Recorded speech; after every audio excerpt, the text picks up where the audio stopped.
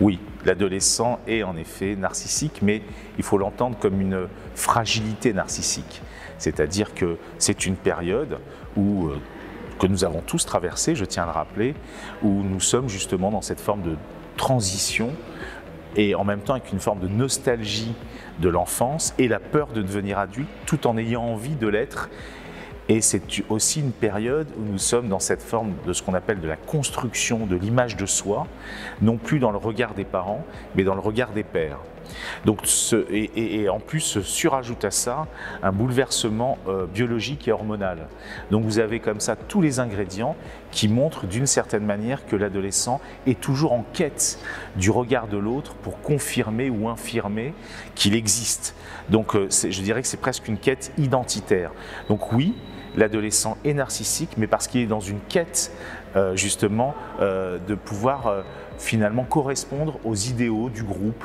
Et je dirais que c'est la raison pour laquelle je crois qu'il ne faut pas taper sur les adolescents de par cette fragilité quand ils passent des heures devant le miroir parce qu'il est en train de se demander qui il est.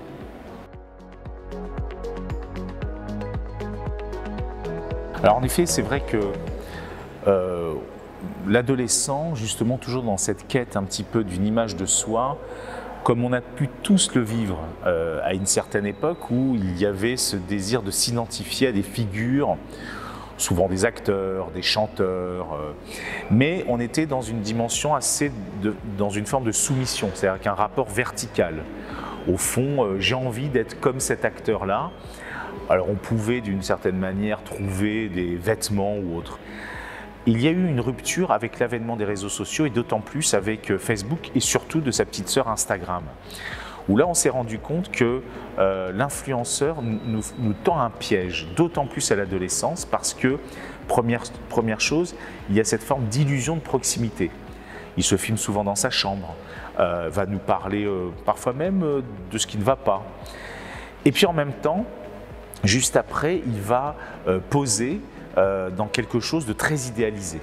Instagram, c'est vraiment un monde idéal. Et finalement, une sorte de Truman Show, mais version gigantesque. Et derrière, là où en plus ça va encore plus loin, c'est que même dans le design d'Instagram, par exemple, il est possible de le liker, il est possible de le commenter et même de lui envoyer un mail auquel il ne répondra jamais en général. Et puis finalement, il s'adresse à l'influencé en le tutoyant, en lui donnant de l'espoir. Et sans s'en rendre compte, l'adolescent va se retrouver face à une figure qu'il pense être proche, comme une sorte de semblable, alors que finalement c'est un autre. Et c'est un autre idéalisé auquel il veut correspondre. Donc on retrouve à travers l'influenceur finalement ce qu'on retrouve dans n'importe quelle publicité, c'est-à-dire il active le désir, mais en même temps, il nous rend coupables de ne pas être à l'image de ce qu'il nous donne à voir. Et on a repéré, c'est une des raisons pour lesquelles on a commencé à voir les dommages collatéraux que les influenceurs avaient sur la santé des adolescents et plus précisément des adolescentes. Parce que tout adolescent, à nouveau, n'est pas très à l'aise avec son corps et il suffit qu'il ne corresponde pas à un canon, c'est-à-dire un corps fin en général, ou alors avec des formes déjà bien précises, qui fait qu'il est renvoyé sans cesse qu'il est incomplet. Et donc, c'est la raison pour laquelle cette fameuse Frances Haugen, qui est une lanceuse d'alerte avec Facebook Files, a montré, à travers des études internes, les dommages terribles que ça avait sur la santé psychique des adolescents.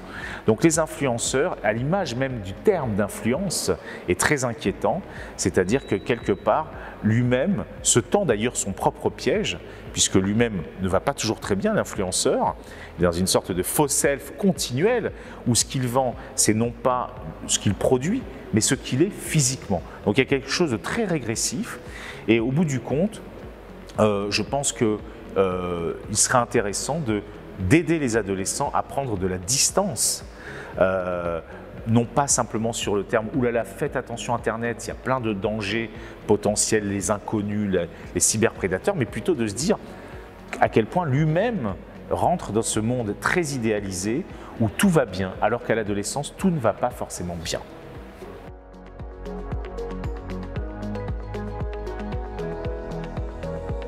Ce qui est vrai, c'est que lorsque je suis derrière mon écran, je suis à l'abri du regard de l'autre, mais je suis aussi à l'abri de certaines instances que nous vivons lorsque nous sommes dans un monde bien réel. C'est-à-dire que ce qu'on appellerait une forme d'hypocrisie sociale qui à l'adolescence parfois est remaniée. Mais on est à l'abri de ce qu'on appelle nous en psychanalyse le surmoi, donc cette forme d'autorité qui d'habitude nous oblige à une manière d'être, mais aussi à un idéal du moi, c'est-à-dire comment je devrais correspondre aux idéaux, entre autres de la société et celles que mes parents m'ont proposées. Et donc, comme une sorte de libération, comme quelqu'un, disons les choses, qui a bu. Il y a cette forme de désinhibition qui fait qu'en effet, on peut, peut-être alors que toute la journée, j'ai dû me taire, faire que le soir, quand je rentre, je me lâche. Et je peux devenir ce qu'on appelle un hater, dont la vocation c'est de casser l'autre, ou provoquer ce qu'on appelle une forme de cyberharcèlement, qui est peut-être une des pires choses, parce que le harcèlement souvent commence dans le monde bien réel, on le voit chez les collégiens et lycéens, mais on pourrait se dire que lorsqu'on rentre chez soi, idéalement, on est à l'abri, on est dans un havre de paix qui est le fait du foyer. Mais non, lorsque j'ouvre l'écran, on se rend compte que le cyberbashing ou le cyberharcèlement continue, et là, il n'y a plus d'espace pour échapper à cela. Et donc, on voit les ravages du cyberharcèlement, d'autant plus avec des phénomènes de groupe qui existent aussi dans le monde réel, c'est-à-dire qu'on voit qu'un individu isolé ne va pas forcément devenir un sadique, mais dans le groupe, il y a une sorte de régression qui fait que la foule peut faire des choses complètement folles et très inquiétantes et souvent très violentes. Et donc on voit en effet que le groupe d'élèves ou le groupe d'une manière globale peut, à un moment ou à un autre, dans une forme de viralité super inquiétante, lyncher une personne tout simplement parce qu'elle ne correspond pas à ce que le groupe souhaite dans sa majorité. Et donc on voit en effet que c'est quelque chose de très compliqué. Et donc c'est comment arriver à trouver des solutions pour pouvoir empêcher ce type de lynchage.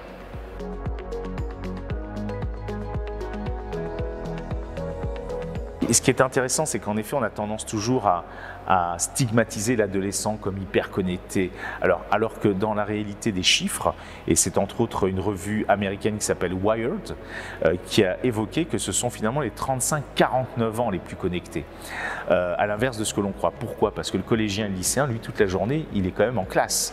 Nous, adultes, dits responsables, nous sommes finalement très connectés.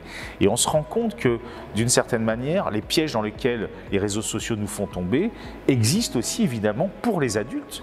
Et je crois que d'autant plus dans une société où le jeunisme est devenu une valeur incroyable. Et on voit bien à quel point, au bout du compte, l'adolescent est victime, mais nous aussi les adultes.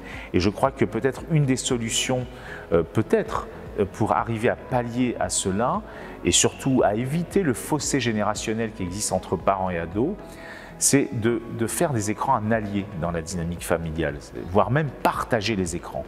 Lorsque j'ai mon fils qui me montre une vidéo sur YouTube d'un rappeur qu'il adore, j'accepte de la regarder.